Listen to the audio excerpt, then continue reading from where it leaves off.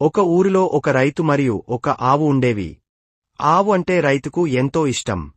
ఆవును తన ప్రాణంలా చూసుకునేవాడు.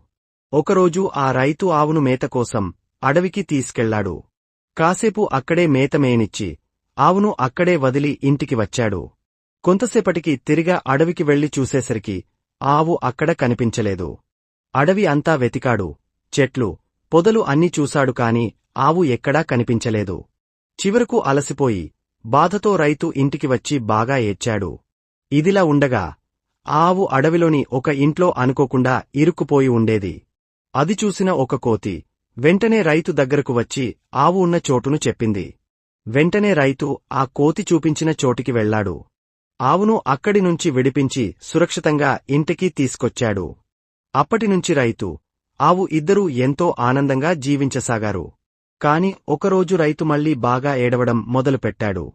ఎందుకంటే మీరు ఇంకా లైక్ చేయలేదు, సబ్స్క్రైబ్ కూడా చేయలేదు కాబట్టి.